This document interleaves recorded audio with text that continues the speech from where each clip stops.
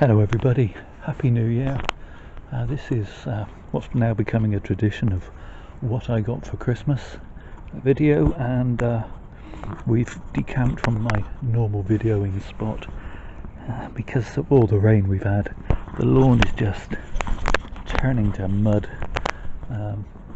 so yeah, a lot of rain.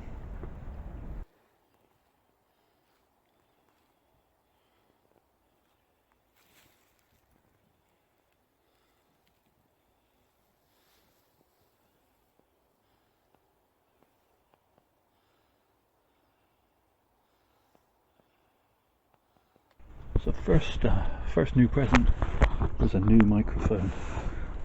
May not sound like much.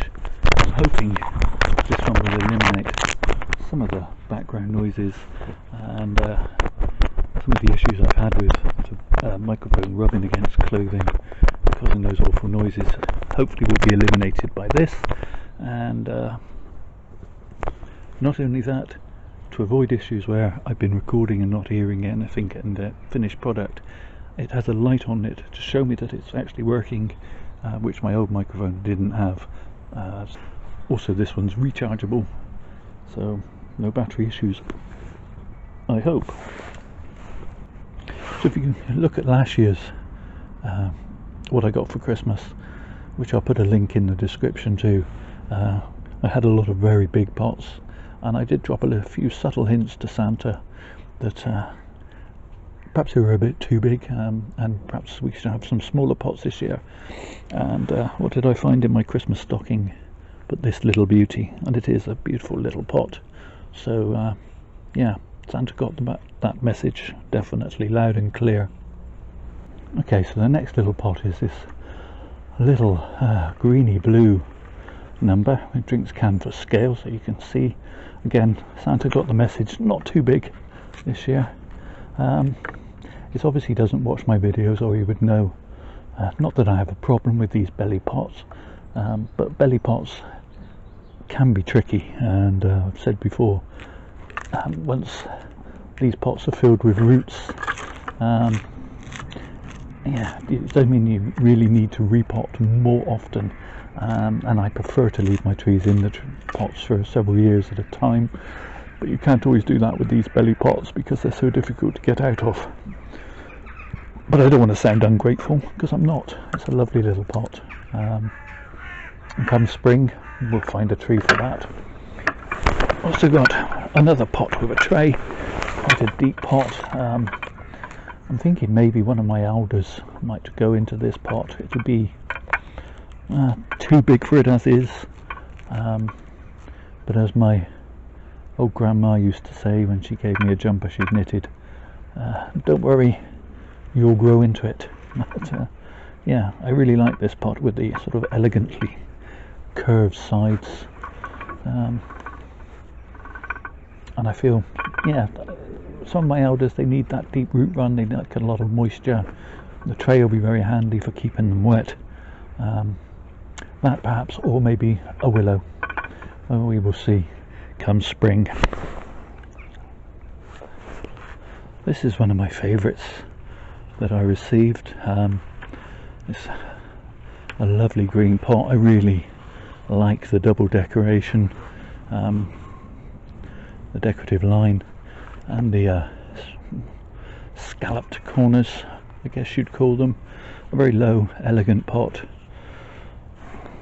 Some good drainage holes and some tie holes as well, so yeah, a nice little pot.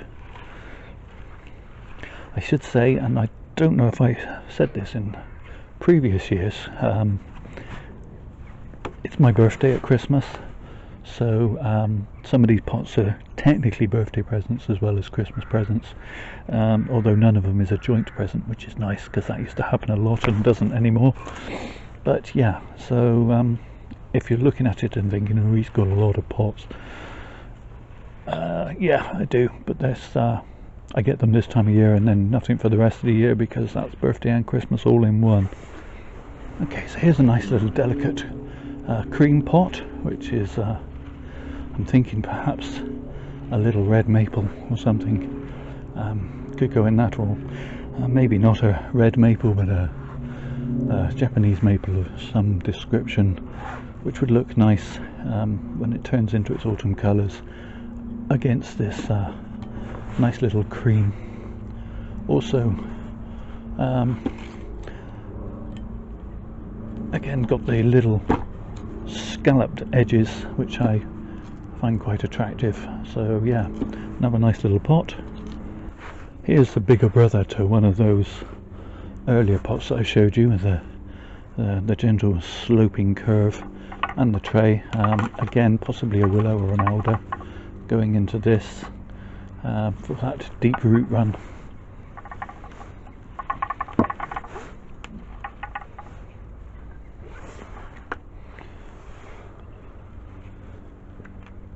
Cooper's a bit put out that I'm not playing, but well, as you saw, the lawn is just a wreck, an absolute wreck. As you can see, the pots are starting to get a bit bigger now. This is a lovely pale blue, again with a sort of scalloped edges, and the more I say that word, the more I'm not sure if that's the right term that I should be using for the way it's kind of cut in on these corners. Let me know down in the corners if you think I'm right or if you think I'm wrong. Always helps the videos to get a few comments, helps the algorithm for YouTube to push my videos out in front of more people, which would be nice. So yeah, I think this elm could work quite nicely. Pot, it's obviously got a lot of long way to go to become a really good bonsai, but its bare bones are there, I think. This wire is actually beginning to cut in, so you can see that. I'll take it off. That's set quite nicely. So yeah, watch out for this one going into that pot. Okay, so this is the first of the pots that I'm kind of thinking of as the twins.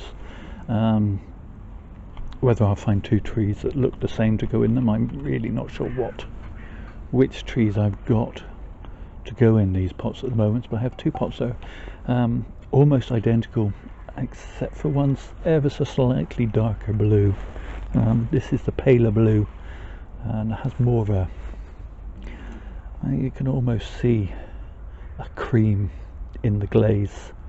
A very nice pot, but as you can see, getting bigger. I might just move that slightly to one side and bring in its twin. Oops. Trying not to smash its twin. I don't know how well the camera can pick up. It's virtually identical, but just that shade or two darker. So yeah, both nice pots, and just I haven't at the moment got an idea of which trees I might actually put in these. Stay tuned, and in the spring we'll find out. Going along with them, but not quite making it to being a triplet, is this nice elegant green pot.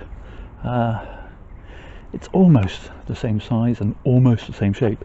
It has slightly less decorative feet, and it doesn't have the panel in the side decoration, but in some ways it's more elegant because of that, with that sloping sides, and the panel not being there makes it almost more elegant. As always, the pots are not always perfect. There's a chip in this one in the glaze, which may or may not have been picked up. It may have been sold as a second, I really don't know, and I really don't care. So that'll mean that this will need to be the front of the pot, at least if you're really that bothered about such things. You would use this as the front of your pot and the front of your tree, so as not to see that little chip. But again, a lovely pot. I really like that one. And again, the shape is nice, and I like the shape, but it's a tricky one to decide what trees to go in. again, if you've got any ideas and you've watched my videos and you're familiar with some of my trees and you want to say, here Sid, put such and such in it, feel free to jump in with a comment, and all suggestions happily received.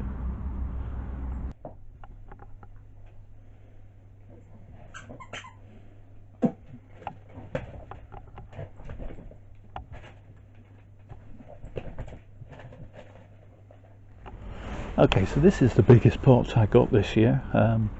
In this case it's an oval. It's well, I guess almost a khaki colour, I would guess you would call that.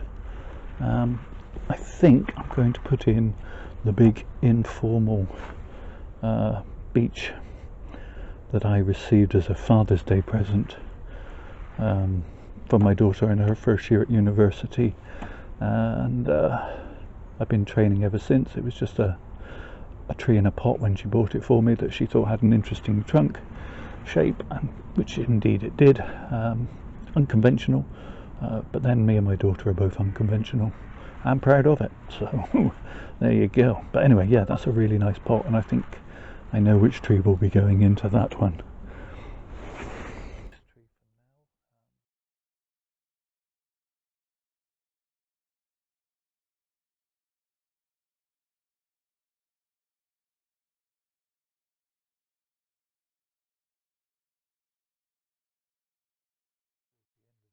Here's where Santa got a bit confused, I think.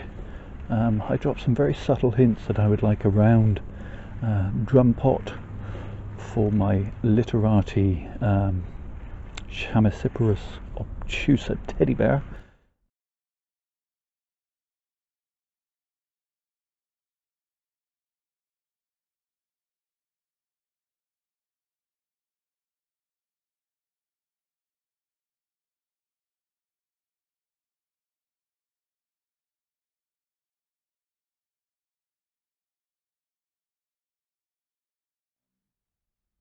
If I remember, I will try and put a link in the description too, but I wanted it in an unglazed brown form, but what I actually got was this was rather nice blue pot, but again with a belly and a lip, which these lips can be an issue.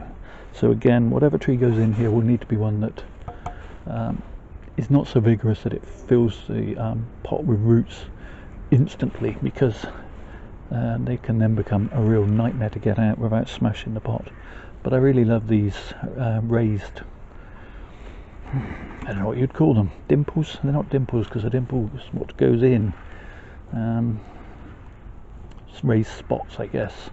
A really nice pot, a really attractive pot, and yeah, we'll work around the fact that it's got a belly and a lip. In the end, we can work around anything, I guess. We got through most of 2020, it seems. I know it's a convention that evergreen trees should be in an unglazed, brown, chocolate brown pot. But let me know in the comments if you think I can get away with putting my literati, the evergreen Chamaecyparis obtusa teddy bear, in this blue. I've half a mind to go with it because I think it's the right shaped pot. Almost at the end of the pots now, folks, honest. This is again a really nice, bluey green, and for some reason it makes me think of Aladdin. I don't know why. Again, it's a pot with a belly and a lip, which is a thing to work around again, but as I said just now, we work through worse things, and provided I repot it every couple of years, or repot whatever I put in here every couple of years, we will probably be alright. I'm thinking a little cherry that I've got. If you're a regular viewer, you may remember the cherry that went into that horrible yellow bulb pot. I think might work quite nicely in here because it does look nice from all sides, and you definitely need a tree that looks good from all sides in a round pot. Okay, one more, and I think it's my favourite pot of them all to go.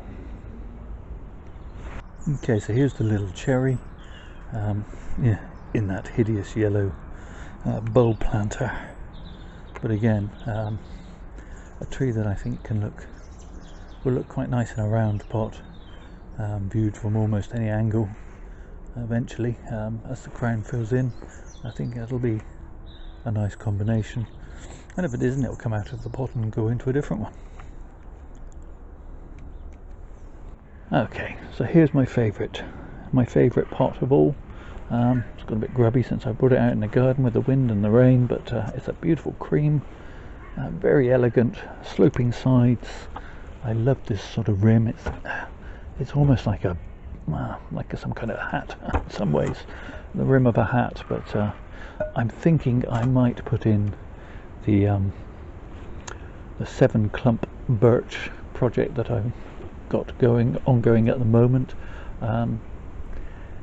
It's only in a seed tray, so it wouldn't be going into a smaller pot. Well, it would be going into a smaller pot, but it would actually be going into a deeper pot. So I don't think it would hurt its development, and I think it would look really nice. As my grandma used to say, I know it's 2 sizes too big, but you will grow into it.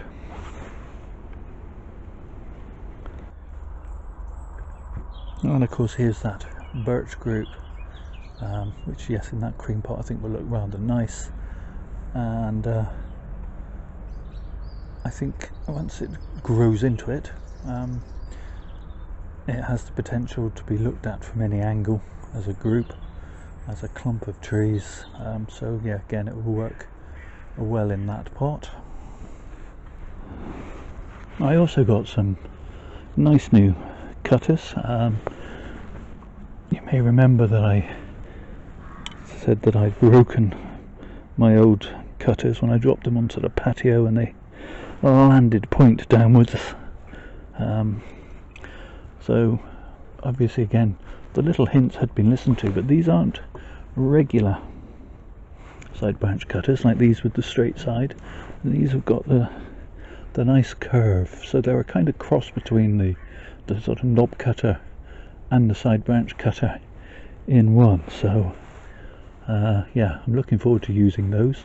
I haven't used them in anger yet, as it were, but roll on spring and we will be putting these to good use. I also got a nice set of gin pliers, which means I can retire my Tatio ordinary pliers that I've been using all these years. They're a very nice tool, fit very snugly in the hand as well, so yeah, pleased with those. And you may remember, or you may know, that I generally tend to work with my bits of wire when I'm not using reused pieces like this. I have my wire just sort of sits around, and I occasionally tidy it up, and then it gets tied up in knots, and it's all a bit of a nightmare. But I had something that's going to change all that.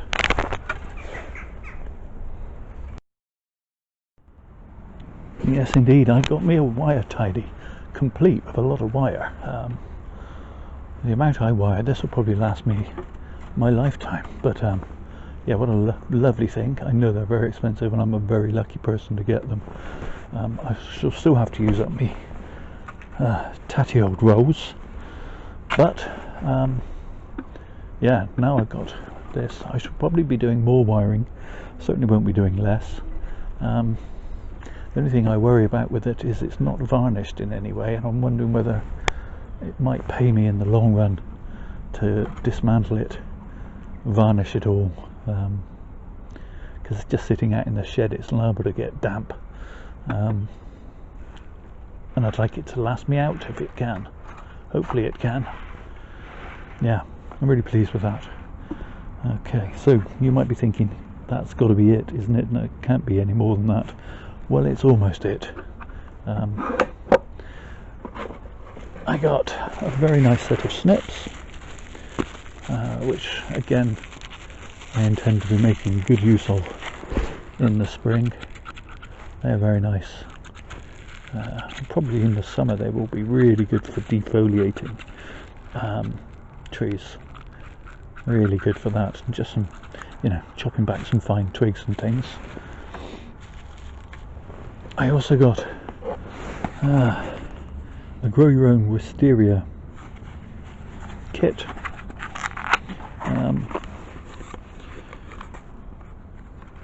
which I will be starting off come the spring. In this case it's a Chinese wisteria, so we'll see whether I have any joy with that. And I also got some other seeds as well,